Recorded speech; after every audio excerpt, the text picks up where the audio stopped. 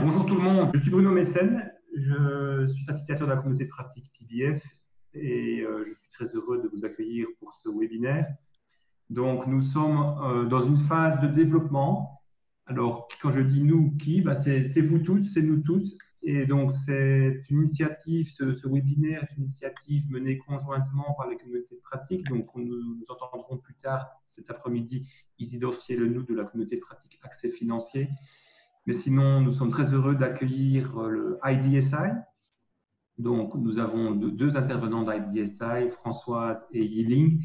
Donc, IDSI est le réseau le plus établi et le plus avancé en matière de Health Technology Assessment, évaluation de technologie à santé, donc un réseau international. Mais Françoise nous présentera IDSI. Donc, je vous renvoie aux différentes notes biographiques pour les orateurs, pour Françoise, Yiling et Isidore. Mais donc, voilà, Françoise est une experte internationale en matière de priorisation des services de santé, des soins de santé. Nous entendrons ensuite Yiling qui nous fera le compte-rendu de l'enquête en ligne que nous avons fait avec vous. Donc, ce webinaire suit un blog que nous avions posté il y a quelques semaines où nous s'appelions à l'action. Notre diagnostic était que la problématique de la priorisation des interventions en santé est en retard sur l'Afrique francophone. Beaucoup de choses sont en train de se passer en Asie, en Afrique anglophone, en Afrique de l'Est en particulier, mais au Ghana également. Et nous avons l'impression que nous, les francophones, nous devons nous réveiller. Et donc, nous avons fait cette enquête en ligne. Vous aviez été 80 à répondre, je pense. Yiling nous donnera plus d'informations à ce sujet. Mais donc, nous avez donné beaucoup d'idées, beaucoup de réflexions, et vous avez plutôt validé notre diagnostic. Et donc, nous terminerons avec une présentation par Isidore. Isidore présentera donc les idées qui vous sont proposées par les communautés de pratique, donc les pistes d'action.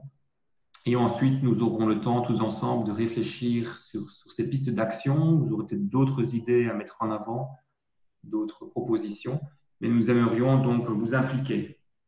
Donc, comme vous allez l'entendre aussi, ce webinaire n'est pas un webinaire où vous êtes mis dans un rôle passif. On veut vraiment vous mettre dans un rôle actif et on veut offrir des opportunités à un maximum d'entre vous pour vous impliquer dans les mois et les années qui viennent sur cette thématique. Voilà, je ne vais pas être plus long. On va donc donner la parole à Françoise. Ok, bonjour à tous. Finalement, nos excuses pour ces problèmes techniques. Et merci Bruno et bonjour à tous de Londres. Donc, je suis vraiment enchantée de participer à ce premier webinaire sur l'évaluation des technologies de la santé pour l'Afrique francophone et ainsi que Bruno l'a évoqué, d'échanger les idées avec vous dans les discussions qui vont suivre. Alors, ce que je vous propose de faire dans les 15 minutes qui suivent, j'espère pouvoir faire ma présentation dans les 15 minutes, c'est de vous donner un aperçu un peu de l'évaluation des technologies en santé ou Health Technology Assessment tel qu'on le comprend en anglais. Et ensuite, de vous donner un peu un aperçu du travail que fait l'IDSA dans l'ETS. Donc, pour commencer, tout d'abord, qu'est-ce que l'on entend par l'évaluation des technologies en santé ou l'ETS? En fait, on a retenu cette définition de l'agence de l'ETS au Canada. Il y en a beaucoup, effectivement, mais celle-ci nous parlait un peu mieux. C'est-à-dire à savoir que l'ETS couvre l'évaluation des technologies en santé, est une évaluation systématique, c'est-à-dire basée sur les preuves scientifiques, de l'efficacité clinique, du rapport coût-efficacité et des conséquences éthiques, juridiques et sociales de technologies de la santé qui comprend, et il est important de le souligner, le traitement et les interventions sur la santé des patients et de tout le système de santé. Ensuite, l'OMS qualifie cette définition en étant que son principal objectif est de donner aux décideurs de santé les moyens d'élaborer des politiques transparentes relatives à ces technologies et par conséquent de favoriser le déploiement de nouvelles technologies présentant un rapport coût-efficacité qui est satisfaisant tout en empêchant l'adoption de technologies peu avantageuses pour le système de santé. Voilà, donc deux définitions génériques qui établissent un peu le système, si vous voulez, de l'ETS. Qu'est-ce qu'on a comme exemple de questions qui ont été traitées en ETS? Donc, voici un peu un aperçu qui illustre le type de questions. En fait, elle peut couvrir des techniques spécifiques. Par exemple, Quel implant choisir pour l'opération de la cataracte? Une technologie en santé qui, nous le savons, est utilisée pour une opération qui touche des millions de patients. Ensuite, une question peut couvrir les sujets de prévention. Par exemple, quelles sont les interventions pour prévenir l'hypertension chez les adultes de moins de 40 ans? Quelle est leur efficacité, un coût-efficacité? Quelles sont les mesures à prendre et quel est l'impact sur les services? Un troisième exemple est plus générique ou plus général. Ce sont des sujets qui touchent au sujet de programmes plus élargis. Par exemple, comment modifier le comportement des gens sur le lavage des mains? Ceci s'avère aux mesures pour toute la population. Faut-il, par exemple, mettre en place des programmes de sensibilisation en santé publique? Quels sont les enjeux éthiques et culturels? Et un quatrième exemple sont sur les interventions les plus coût-efficaces dans un pays en comparant multiples interventions qui peuvent, par exemple, s'avérer l'obstétrique, la santé maternelle et du nouveau-né, psychiatrie, prévention des maladies cardiovasculaires. Et on a un exemple, en fait, d'une analyse récente qui compare le coût-efficacité de 61 interventions en Éthiopie.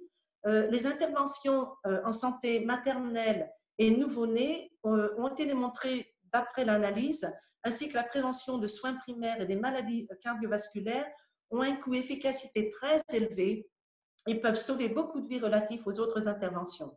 Cependant, on sait que ces services sont sous-utilisés en Éthiopie. Et donc, ce type de comparaison analytique aide les décideurs de santé à prioriser leurs décisions et effectivement de redéployer les ressources d'une manière plus efficace. Donc, ainsi que vous le voyez, l'ETS couvre un éventail très large de questions et de sujets, et non seulement de technologies pures et simples. L'ETS a une pertinence universelle sur plusieurs plans.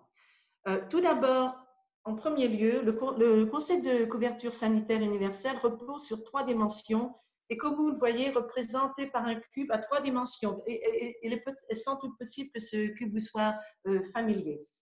Et donc, comme vous pouvez le constater, on a en fait la grande boîte, que je ne sais pas si vous le voyez avec la flèche que je démontre ici, qui représente le coût de l'ensemble des services pour tout le monde à un moment donné. La boîte bleue, elle, représente les services et les coûts de santé qui, en fait, sont couverts par les fonds qui sont disponibles. Et déjà, on voit tout de suite sur les 3 dimensions nécessaires, c'est-à-dire la couverture, les personnes qui sont couvertes, les personnes qui ont besoin de ces services et le coût pour ceux qui payent effectivement pour ces services, un grand problème. C'est-à-dire, quels sont les services qui peuvent être couverts selon les budgets qui sont disponibles. Et le problème pour tous les pays, effectivement, comment planifier, financer et pourvoir des services qui sont nécessaires, s'assurer qu'ils soient universellement disponibles, accessibles et efficients et de qualité à un coût abordable. Et donc, dans le temps aussi, la composition de ces services change inévitablement, vu que la recherche et l'innovation produisent des technologies, des procédures nouvelles et les causes des problèmes de santé évoluent. Donc, des problèmes importants pour tous les décideurs de santé. Et à droite, vous voyez ici, on a 3 faits. On sait à travers les études scientifiques qui sont faites que les interventions qui sont les plus efficaces dans le monde ne sont pas toujours financées dans les pays. Deuxièmement, il est également démontré que le coût-efficacité des interventions peut varier d'un rapport de 1 à 15 000, c'est-à-dire une marge énorme. Et il faut savoir que quand de mauvaises décisions sont prises, cela peut coûter des vies à des millions de personnes. Troisièmement, il faut reconnaître que les recommandations qui sont prises au niveau mondial ne sont pas toujours acceptables universellement et peuvent même engendrer des conséquences néfastes pour certaines populations. Il est donc très important de prendre en compte l'environnement, les ressources, etc. La deuxième pertinence universelle de l'ETS repose sur le coût croissant des interventions et qui font partie des budgets et qui présentent un problème particulier pour les budgets des gouvernements. On sait par exemple que l'insuffisance rénale terminale est en forte hausse dans les pays à revenus intermédiaires. En fait, les Philippines, comme vous le voyez, la Thaïlande et l'Indonésie dépensent jusqu'à 9% de leur budget en santé en dialyse, une proportion qui est effectivement énorme par rapport à leur budget en santé et qui empiète sur d'autres budgets de la santé. En Inde, 220 000 patients, la plupart vivant au-dessous du seuil de pauvreté développent une insuffisance rénale par an, sachant que l'hémodialyse coûte 28 $ par session, soit plus de 4 000 $ par patient par an. Donc, ça vous donne une idée de l'ampleur du coût. Et le graphe à droite, en fait, vous montre qu'en 2015, le coût de la dialyse représentait 38% du budget de la National Mission, qui est responsable de la santé en Inde. Les projections montrent qu'en fait, en 2025, le coût de la dialyse surpasse le budget entier de la mission. Donc, effectivement, des gros problèmes pour les décideurs en santé. La troisième pertinence universelle s'adresse à l'incapacité des pays à faible revenu de négocier des prix concurrentiels pour leurs médicaments. Et par exemple, on a une étude conduite récemment par le Center for Global Development sur l'approvisionnement des médicaments et qui démontre que les pays africains payent beaucoup plus cher pour des médicaments qui sont moins efficaces. Et par exemple, dans des pays comme la Zambie et le Sénégal, les médicaments génériques tels que le paracétamol peuvent coûter jusqu'à 30 fois plus cher qu'au Royaume-Uni et aux États-Unis. Et donc, le marché du médicament ne fonctionne pas comme il devrait dans les pays pauvres pour une raison pour une chaîne de raisons: manque de concurrence, chaîne d'approvisionnement faible, manque de qualité de réglementation. Ces pays donc sont défavorisés et l'ETS peut les aider à travers les études à éclairer les décisions pour les décideurs en santé. Il s'avère donc que l'ETS est un must universel, et non seulement pour les pays riches, mais également pour les pays à revenus faibles, et ça inclut l'Afrique. Ce point a été évoqué par Bodabilia et ses collègues en disant que, et vous voyez sur l'écran, aucun pays au monde, qu'il soit riche, qu'il soit pauvre, ne peut pourvoir des prestations de santé qui couvrent tous les besoins de la population. Il est donc conseillé d'établir des critères aidant à déterminer la couverture des services. Et en fait, c'est particulièrement pertinent dans les pays à revenus faibles, où les moyens et les contraintes budgétaires sont élevés et donc où les coûts opportunités sont de fait beaucoup plus élevés. L'ETS s'avère donc un choix rationnel pour répondre aux besoins de santé de la population en fonction des contraintes budgétaires et opérationnelles. Alors, je voulais vous donner un exemple de l'utilisation de l'ETS en Afrique de l'Est, parce que je pense que c'est quand même pertinent pour ceux qui sont avec nous aujourd'hui, et qui s'adresse au Kenya. Donc, prenons l'exemple du Kenya en Afrique de l'Est, un pays qui s'engage dans l'ETS. Un plan d'action clé du gouvernement est de pourvoir des soins de santé abordables pour tous, autrement dit, d'accéder à la couverture universelle.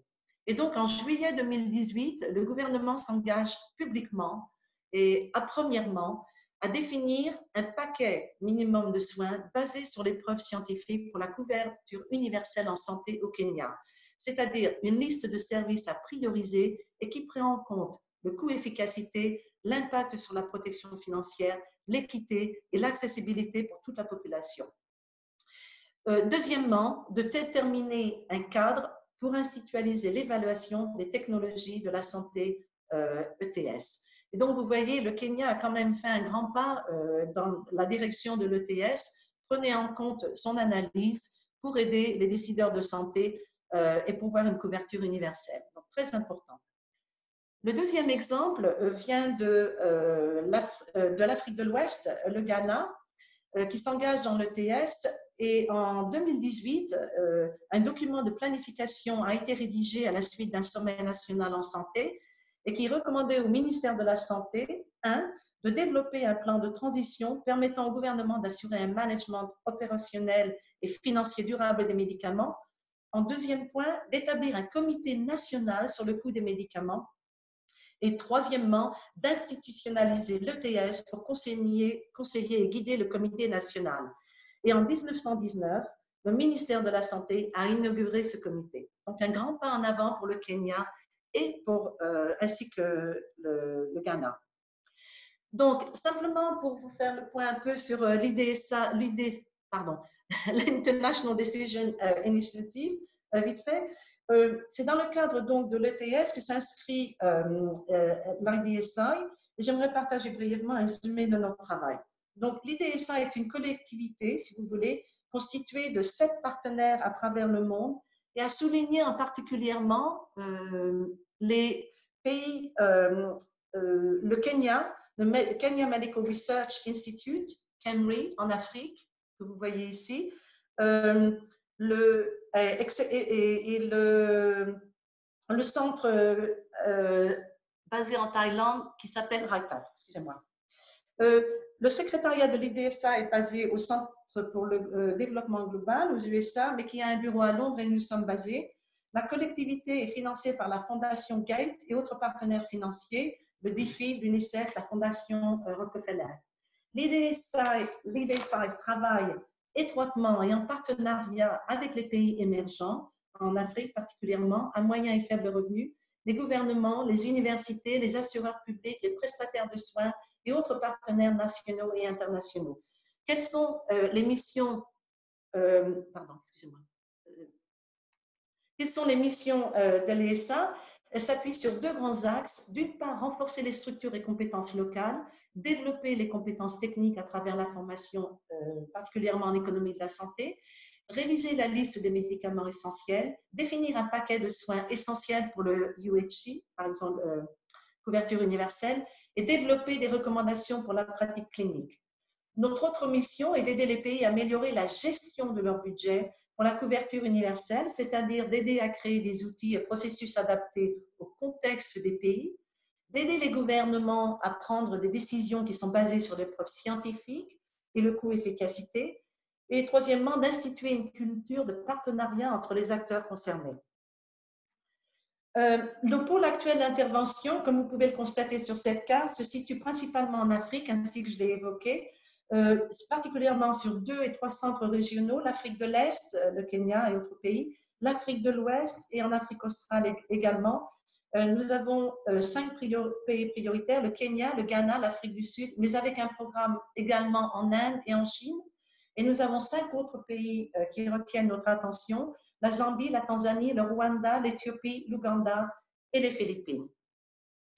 Pour terminer, je voulais simplement vous montrer quelques exemples d'activités de l'EDSA avec, comme vous voyez, des photos à l'appui à gauche et des exemples de produits qu'on a faits à droite. Donc, voici quelques exemples des ateliers de formation technique, des débats, des conférences, un soutien technique soutenu, des échanges entre les pays d'Afrique, des documents de formation ETS, ainsi que vous le voyez à gauche, des guides et recommandations, des briefings, des standards de qualité, des analyses coût-efficacité, des publications dans les revenus scientifiques, et la liste est beaucoup plus longue. Voilà, je vous ai donné un aperçu de l'ETS et de l'IDSC un peu en courant, en galopant. Je vais maintenant passer le relais à Eileen qui va vous présenter les résultats du sondage auquel certains de vous ont récemment participé et auquel a fait allusion Bruno auparavant. Eileen, je te passe le relais. Oui. Alors, est-ce qu'on veut prendre quelques questions sur la présentation de Françoise avant ou Ben, s'il y a une question urgente, on peut la prendre, mais sinon, donc quelqu'un peut lever la main, mais sinon, je propose que tu continues. D'accord. Alors, désolé, on va beaucoup parler, mais après, la parole sera à vous après ces présentations. Et encore une fois, vraiment désolé à propos de ces problèmes techniques. On ne sait nous-mêmes pas pourquoi on les a eus, mais on est très content de vous avoir avec nous pour parler de la définition des priorités de santé et de l'utilisation de l'ETS dans vos pays. Juste pour une petite présentation, donc mon nom est Eiling, c'est très difficile à prononcer, donc du coup je me suis dit que j'allais quand même le relever. Je suis économiste de la santé, je travaille avec Françoise dans le groupe qu'elle a mentionné, le IDSI. Et je suis affiliée à un centre de recherche qui travaille sur des questions de politique publique, un think tank, comme on dit en Angleterre, qui s'appelle le Centre de développement mondial et qui est basé à Londres. Et donc, je vais passer 10 minutes pour vous parler de ce sondage qu'on a lancé au moment où on pensait créer une collectivité. Donc, on a essayé de comprendre quelle était la perspective des pays d'Afrique francophone et du coup de collecter des informations sur vos opinions concernant l'utilisation de l'ETS dans vos pays, mais également des besoins ou des défis qui sont propres à l'Afrique francophone. Et donc, on a essayé de faire un petit sondage qui était très simple. C'était 3 ou 4 questions sur ce thème-là. En quelques mots, ce qu'on voulait d'abord vous dire, c'est merci à tous d'avoir participé si vous êtes sur ce call, malgré les problèmes techniques. À l'instar de votre présence dans ce webinaire, ce qu'on a retenu en premier, c'était le fait qu'il y avait beaucoup d'enthousiasme parmi la communauté de santé mondiale francophone sur ce sujet, puisque en quelques jours, nous avions déjà 83 participants qui étaient inscrits et qui voulaient suivre les développements de ce projet de collectivité. Et on a également eu 60 réponses complètes à nos questions sur l'ETS et sur les défis dans vos pays. Une des choses à noter, c'est qu'il y a une représentation géographique qui était assez importante. On a eu les participants de 23 pays. Et notamment, merci beaucoup à nos collègues de la Côte d'Ivoire, du Cameroun et du Burkina, parce qu'il y avait, je crois, en tout 7 ou 8 personnes qui étaient inscrites pour ces 3 pays.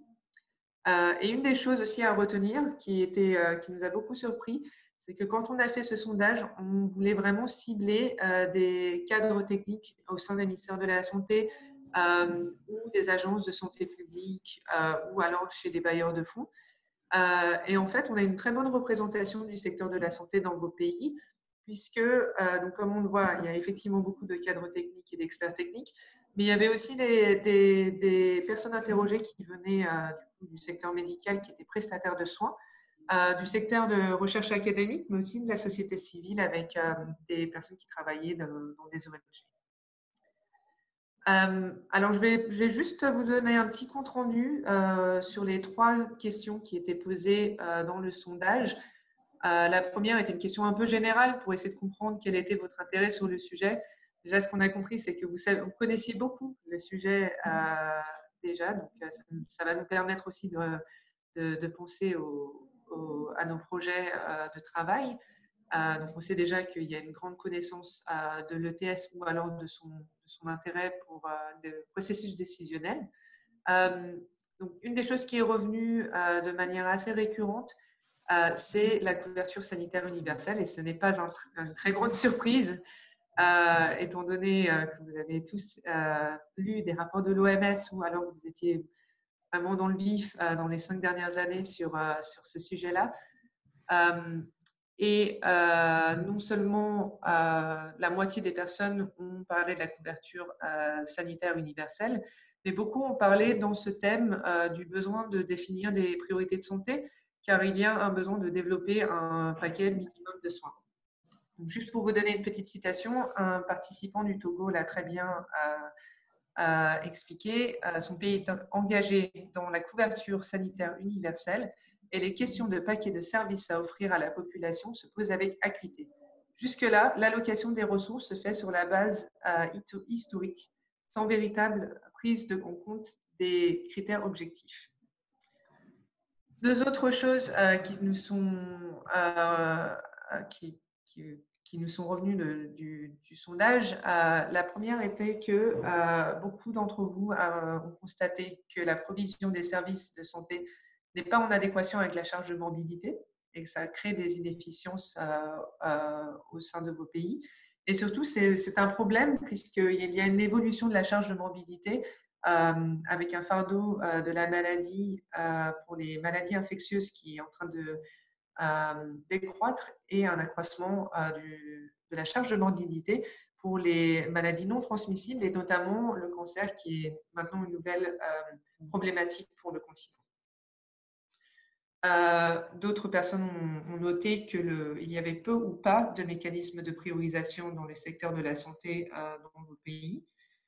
Quelque chose qui était assez intéressant, c'est le fait que beaucoup d'entre vous ont le sentiment que la définition des priorités de santé devrait être une thématique locale et qui devrait être faite par des acteurs dans les pays. Malheureusement, il y a beaucoup de bailleurs de fonds et de partenaires techniques qui sont en charge de la définition à la place de ces décideurs politiques locaux. La deuxième question qu'on a posée, elle visait vraiment à avoir votre opinion sur les raisons pour lesquelles l'ETS n'était pas pratiqué dans vos pays. Donc, je pense que ce ne sera pas une grande surprise si je vous disais que ce n'est pas forcément seulement à cause du manque d'études. Il y a beaucoup de facteurs en fait, qui font que l'ETS n'est pas pratiqué. Encore une fois, je vais dire peut-être même une dizaine d'entre vous ont souligné le rôle des partenaires techniques et des bailleurs de fonds qui, du coup, jouent un rôle important dans la définition des priorités de santé. Beaucoup ont noté que dans les pays d'Afrique francophone, on pense beaucoup aux intrants. Donc, les fonds publics visaient surtout à payer les salaires, mais c'est en train de changer, notamment avec la couverture sanitaire universelle. Pardon. Et que les fonds sont souvent alloués sur la base d'allocations historiques, comme le disait le participant du Togo. Donc, le manque de capacité au sein des gouvernements et des agences de santé, donc ce n'est pas seulement sur la production des études ETS, mais aussi sur l'utilisation et l'interprétation de ce type d'études et de comprendre vraiment que ces études peuvent être utilisées dans le processus décisionnel. Donc, comme je le disais, pas ou peu d'études produites à l'échelle locale. Un manque de conscience et de connaissances sur l'ETS, surtout parmi les hauts cadres. Donc, comme on dit en anglais, le leadership de l'ETS n'est pas encore mis en place. Comme on a pu le voir dans les exemples qui ont été donnés par Françoise, au Kenya notamment, un pays dans lequel je travaille, du coup, la volonté de mettre en place l'ETS, elle venait du bureau du président. Donc, du coup, ça, c'est très important pour être sûr que ce soit mis en place. Donc, le peu de ressources, y compris financières, est également un obstacle. L'influence d'autres acteurs, par exemple les lobbies et les décideurs politiques qui peuvent profiter de manière individuelle de l'allocation des ressources et du coup qui ne sont pas très motivés pour utiliser ce type d'études. Et finalement, la fragmentation du financement des systèmes de santé. Donc, pour encore vous donner une autre citation, donc un participant qui venait du Burundi nous a donné un bon petit résumé. Dans mon pays, les raisons pour lesquelles l'ETS n'est pas faite, car premièrement, les moyens d'évaluation sont quasi inexistants. La plupart des études d'évaluation sont commanditées par les donateurs étrangers. Les détenteurs des technologies innovantes sont assez forts pour influencer toute personne qui voudrait contredire leur publicité. Et enfin, les chercheurs locaux n'ont pas les moyens de mener des études sans devoir dépendre des bailleurs ou du gouvernement. Donc, finalement, je vais juste finir en vous donnant quelques pistes qui viennent de vous, en fait, pour comment faire avancer l'ETS dans vos pays et comment dépasser du coup, ces obstacles dont on a parlé juste là. Donc, la formation de cadres techniques. Déjà, je devrais commencer par dire que vous aviez tous de très bonnes idées et des idées très différentes. Donc, on espère que ça va alimenter une discussion sur ce webinaire, mais aussi ça va alimenter notre réflexion sur le travail futur, dans les années futures, sur ce sujet-là. Donc oui, donc formation de cadres techniques, sensibilisation des cadres supérieurs et des décideurs politiques. Donc plus de financement de la recherche, surtout effectuée par des chercheurs locaux avec des données locales, ce qui est très important. Quelqu'un a relevé le fait que peut-être que ce serait facile, peut-être que ce serait bien de faire des analyses situationnelles pour comprendre les contraintes locales. Donc, on a expliqué quelles étaient ces contraintes locales dans le slide précédent et du coup, donc, de faire une petite analyse, de comprendre quelles sont les contraintes dans vos pays et comment y remédier. Le développement d'outils et d'approches pragmatiques pour mettre en place l'ETS, donc pas des articles très complexes qui sont publiés dans des journaux qui ne sont pas accessibles dans vos pays, mais des choses qui sont publiées de manière publique, et aussi qui sont très pragmatiques pour vous. Et donc, dans la même lignée, des outils d'e-learning ou de plateformes pour faciliter le partage des bonnes pratiques entre les pays. Donc, ça, c'est vraiment dans l'idée de la collectivité. Un autre point qui est assez intéressant, donc, plusieurs d'entre vous ont noté qu'il y avait des agences d'ETS qui existaient déjà dans vos pays. Et donc, une piste pour faire avancer cet agenda-là, ce serait d'équiper vraiment ces agences qui sont existantes et d'être sûr qu'elles soient opérationnelles et qu'elles soient connectées aux politiques publiques. Des partenariats, des stages et des échanges entre les universitaires et l'assistance technique sur des projets ciblés pour améliorer la gouvernance des systèmes de santé. Donc ça, c'est aussi quelque chose qu'on a fait avec le Kenya. En conclusion, ce que je voulais vous dire, c'est qu'il y avait des besoins et des défis qui étaient importants et identifiés dans tous les pays. Et donc, c'était très intéressant de lire vos réponses. Donc, encore une fois, merci pour avoir rempli ce sondage. Encore une fois, ce qui est ressorti de ce sondage, c'est qu'il y a une très bonne compréhension du rôle de l'ETS auprès de toutes les personnes qui étaient interrogées. Et donc, on ne part pas d'une base zéro. Et donc, ce serait, le travail, ce ne serait pas de vous sensibiliser à cette question, parce que vous êtes très sensibilisés déjà à cette question-là. La couverture sanitaire universelle est vraiment dans tous les esprits, et donc c'est bien que cet agenda-là soit connecté à l'agenda de l'ETS, parce que dans notre groupe, on pense vraiment que ces deux choses-là doivent travailler ensemble. Il y a plusieurs modalités de support technique envisagées. Donc, comme je l'ai montré dans la diapo précédente, toutes ces idées sont très intéressantes et elles pourront former la base d'une conversation par la suite dans ce webinaire. Et aussi une envie d'apprendre de chacun. Donc, il y a beaucoup d'expérience avec l'ETS dans vos pays, et donc, du coup, un échange de ces connaissances-là pourrait être très bénéfique. Donc voilà, donc c'était tout pour moi. J'ai mis mon email sur la diapositive, et aussi, je resterai de toute façon connectée à ce webinaire. Mais merci beaucoup pour votre participation, et puis bonne fête à tous. Merci Eileen. Merci, c'était clair. On va donc passer à Isidore. Alors, tu disais bonne fête à tous. Je me suis dit, c'est la fête de UHC aujourd'hui, le 12 décembre, mais je comprends aussi que tu veux dire bonne fête de Noël et bonne année à tous. Oui. C'est vrai que c'est en fait une très bonne journée pour parler du sujet de l'ETS et de la couverture sanitaire universelle. Donc, bonne fête à tous pour le UHC Day et pour les Noëls. Voilà, très bien. Donc, Isidore, tu prends la main. Donc, bon, vous connaissez Isidore, qui est facilitateur de la communauté de pratique accès financier depuis le début, je pense, depuis très longtemps.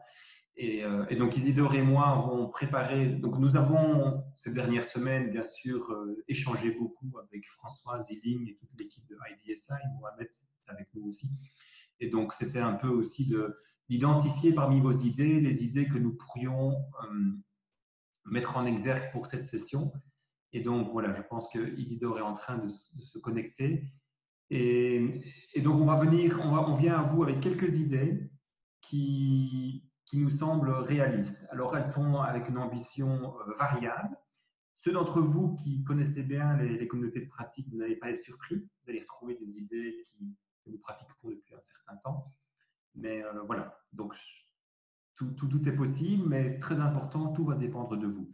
Isidore, tu es prêt? Je te laisse la parole. Oui, je suis prêt, Bruno. Est-ce que vous me recevez très bien? On te reçoit très bien, Isidore. C'est parfait. Okay, parfait. Bonjour à tous. Donc, je joins dans ma voix à celle des précédents orateurs pour traduire toute mon entière satisfaction de vous avoir cet après-midi. Malheureusement, on a eu quelques petits couacs au départ, mais bon, je pense qu'on a vite rattrapé. Donc, on va essayer de regarder ensemble quelques pistes d'action. Comme Bruno vous l'a dit, ça s'inscrit vraiment en étroite ligne avec nos idées de la communauté des pratiques que beaucoup d'entre vous êtes déjà assez familiers. Donc, pour commencer, je dirais que les observations qui ont été partagées par Françoise, par Eileen d'autre part, nous partageons également totalement ces analyses-là sur l'Afrique francophone. C'est de dire qu'on constate tout alors, pour ce qui est des besoins, jusqu'à présent, on remarque que dans la plupart de nos pays, ces besoins ont été toujours, dans la plupart des cas, couverts par les agences multilatérales. Alors qu'on entre bien dans une période de transition épidémiologique, on sait très bien qu'actuellement, on a quand même une montée en flèche de tout ce qui est maladie non transmissible, autant pour moi.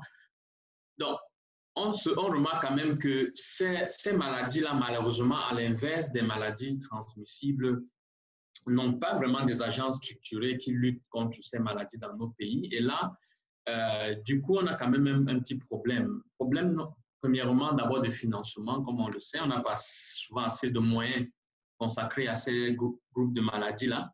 Mais du coup, si on n'a pas tout ce qui est support à agent technique, hein, qui va avec. Pour les autres maladies, par exemple, on a bénéficié pas mal du soutien des conseillers techniques, des travaux techniques, par exemple pour l'élaboration effectivement des manuels et autres, mais également pour définir, par exemple, les algorithmes de prise en charge et les prestations qui allaient avec. Donc, c'est un peu ça, un peu le travail de l'ETS qu'ont fait ces agences-là, qui sont focalisées sur les maladies transmissibles. Malheureusement, dans les maladies transmissibles, jusqu'à présent, bon, on n'a pas toute cette attention-là, mais ça peut aussi être une opportunité pour créer un autre modèle, par exemple, parce que bien évidemment, le modèle interventionnel de ces agences-là qui luttent contre les maladies peut être très bien questionné. Bon, là n'est pas l'objet de notre débat actuellement, mais c'est juste pour relever que, effectivement, pour ce qui concerne les maladies non transmissibles, on est encore dans tout ce défi-là. Mais aussi du côté de la demande, hein, par rapport aux décideurs. Et je pense qu'il le levait notamment à travers l'enquête qu'on a vue. Mais on n'a pas encore cet engouement-là du côté des décideurs pour qu'ils réclament, par exemple, la mise en place voilà, des agences ou alors des départements, je dirais, par exemple, d'ETS dans les pays. Et donc, qui peuvent effectivement apparaître via la question des paquets de services, notamment avec beaucoup de pays qui actuellement essayent de mettre en place des modèles assurantiels. Je pense qu'on voit quand même une dichotomie, c'est-à-dire autant on a quand même cette volonté-là dans beaucoup de pays de mettre en place des modèles assurantiels. Malheureusement, le travail d'ETS, par exemple, qui devrait aller avec, on n'a pas malheureusement cet engouement-là des décideurs.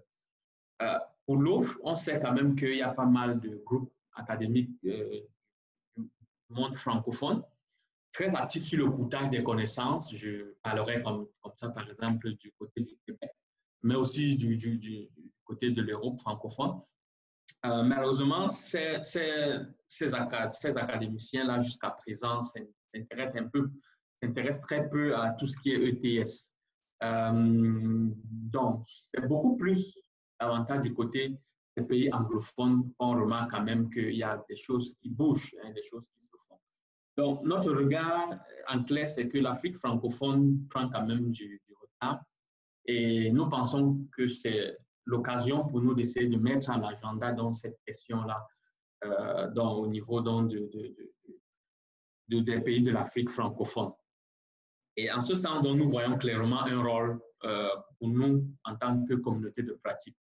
Et donc, on sait, par exemple, qu'il y a pas mal d'acteurs, d'organisations qui font effectivement dans les ETS, notamment l'OMS, l'IDSI, bien sûr, des universités telles que l'Université de Bergen, Radboud, mais aussi des bailleurs tels que la Bill et Melinda Gates Foundation.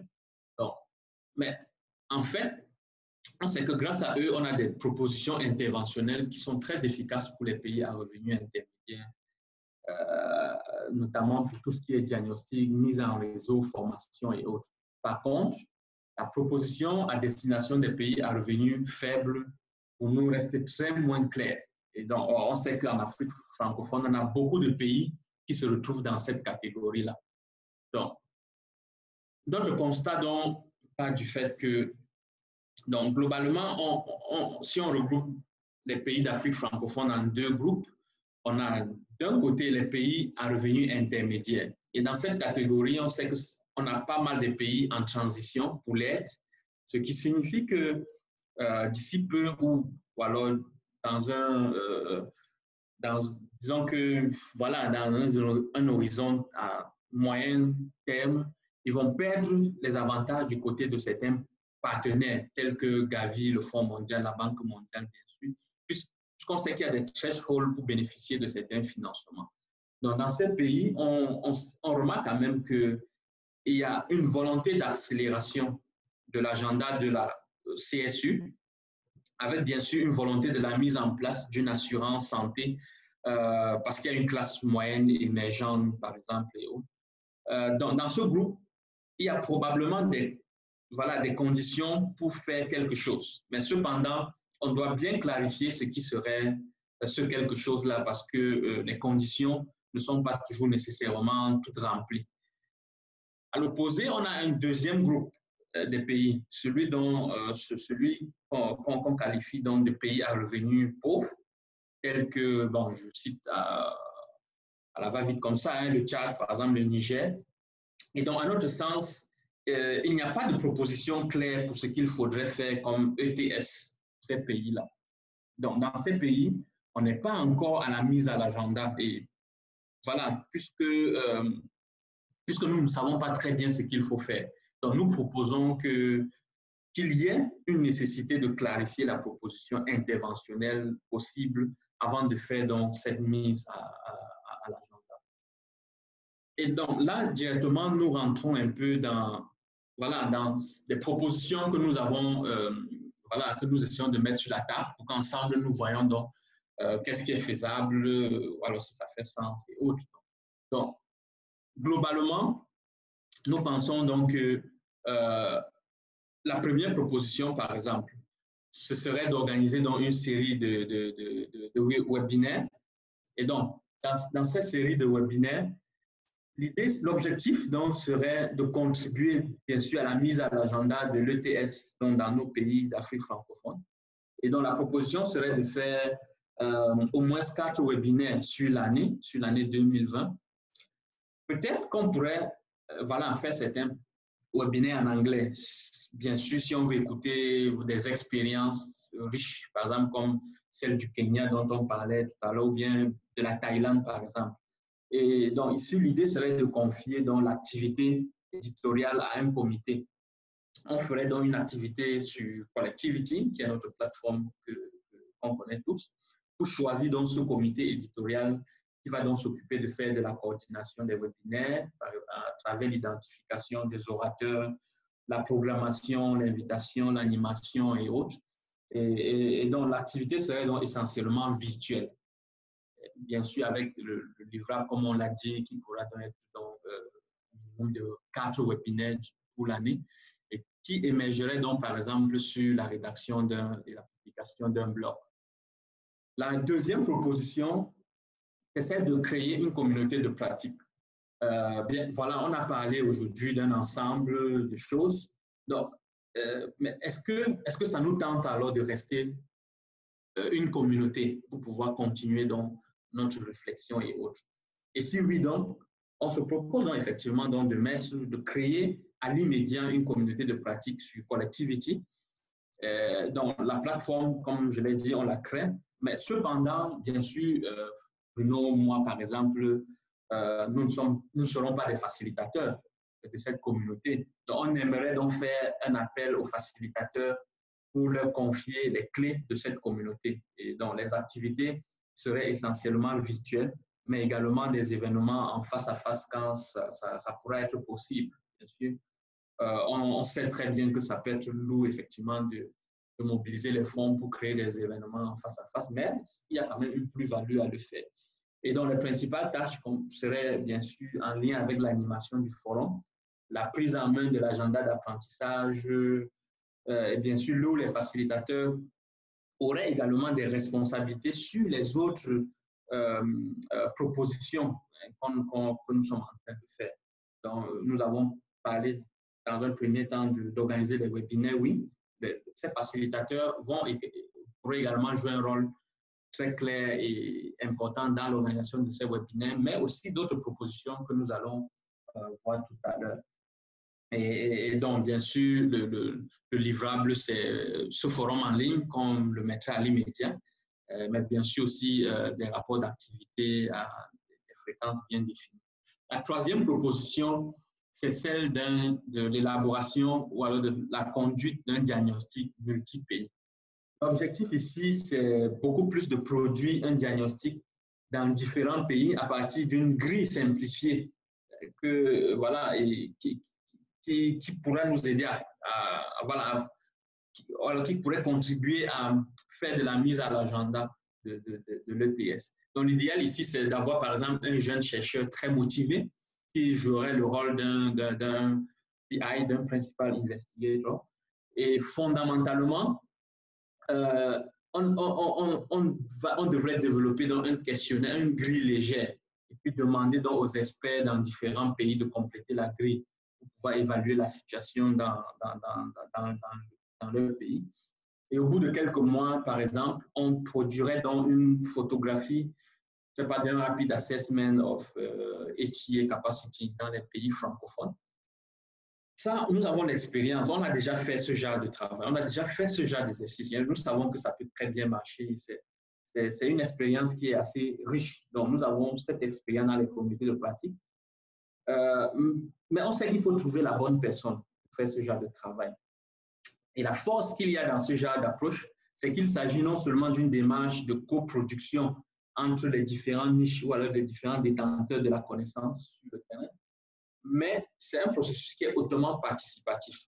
Et donc, le mode opératoire serait de recruter une équipe, voilà, recruter l'équipe de recherche via Collectivity, qui est notre plateforme, puis de mener des téléconférences internes et puis voir comment travailler à distance, donc pour remplir la grille et autres. Donc, voilà. Et donc, la tâche principale, ça inclut donc le développement de cette grille d'analyse. En fait, puis on va rassembler les données, analyser et puis produire la synthèse comme livrable. On pourrait donc avoir à développer un guide de méthodologie, par exemple, une boîte à outils pour les techniciens, donc quelque chose de très pratique. Mais aussi, on peut penser à une étude comparative, par exemple, qui peut être soumise ou alors publiée dans un journal scientifique. Et donc, la dernière proposition, c'est de pouvoir mettre en place deux groupes de travail. Donc, les deux groupes en fait, ces groupes de travail, l'idée, c'est d'avoir un groupe de travail qui se focalise, voilà, alors qui est constitué d'experts des pays à revenus intermédiaires. C'est-à-dire qu'on a deux groupes, un groupe qui se concentre sur les pays à revenus intermédiaires et un groupe qui se concentre sur les pays à revenus faibles. Parce que comme nous l'avons vu, les problématiques peuvent être très, très différentes. Donc, le premier groupe serait, par exemple, je ne sais pas, des pays comme le Maroc, la Tunisie, je ne sais pas, la Côte d'Ivoire et autres. Et le second groupe inclurait, par exemple, je ne sais pas, le Burundi, le Tchad, le Niger, par exemple. Et donc, les groupes de travail seraient donc organisés donc, via Collectivity, notre plateforme, et ne seraient pas... l'idée, ce n'est pas de faire des grands groupes en réalité. C'est, par exemple, des groupes avec un maximum de 10 personnes, un groupe. Et dans chaque groupe, aurait donc comme pour mission de produire une note conceptuelle qui serait partagée avec les pays concernés. Le groupe, par exemple, se rapprocherait des parties prenantes dans des pays qui sont impliqués et puis voir, par exemple, avoir leur feedback, finaliser, par exemple, cette note, et puis on verrait, par exemple, comment on peut porter cette note au niveau des bailleurs, par exemple. Et l'idée ici, c'est de donner la possibilité aux experts des pays de réfléchir à un processus qui peut, par exemple, déboucher sur un fundraising, par exemple. Donc, les experts, bien sûr, des agences sont très bienvenus à rejoindre les experts des pays dans les différents groupes. Et le travail se ferait principalement en virtuel. Mais voilà, il y a également une ouverture pour qu'un travail qui commence par, voilà, on commence un travail en virtuel, mais effectivement, ça se poursuit, par exemple, par des rencontres en face à face pour finaliser donc quelque chose qu'on a commencé. Et donc, bien sûr, ça dépend comment on réussit à mobiliser des ressources pour ça. Et donc, nous savons bien sûr que le travail de l'ETS, c'est assez large, bien sûr, c'est assez varié. Et donc, l'ETS, ça peut se concentrer à définir, par exemple, les paquets de bénéficiaires pour la CSU. Je pense que ça, c'est quelque chose pour lesquels les pays en ont grandement besoin actuellement, surtout des pays qui actuellement mettent en place donc, les agents d'assurance et autres. Mais ça peut être un travail qui consiste à réfléchir dans les transferts des méthodes, par exemple, ou alors le soutien à la mise en place d'agents d'ETS. Ça, effectivement, on peut réfléchir dans ce sens-là. Mais ça peut être des études, aussi des interventions spécifiques. Donc, globalement, voilà un peu ce que nous on comptait discuter avec vous. Et voilà, ce n'est pas des choses fermées. Je pense que voilà, vos idées sont vraiment bienvenues. Si vous avez des propositions que vous voulez mettre sur la table, bien sûr, on est toujours preneur des idées. Je pense qu'ici, l'idée, c'est vraiment qu'on essaie de réfléchir ensemble et voir qu'est-ce qu'on peut faire effectivement ensemble. Donc, voilà, je pense que c'est ce que je voulais discuter avec vous tout à l'heure. Donc, voilà, je vous remercie pour votre... Voilà, merci à tous et bonne fin de journée et à bientôt.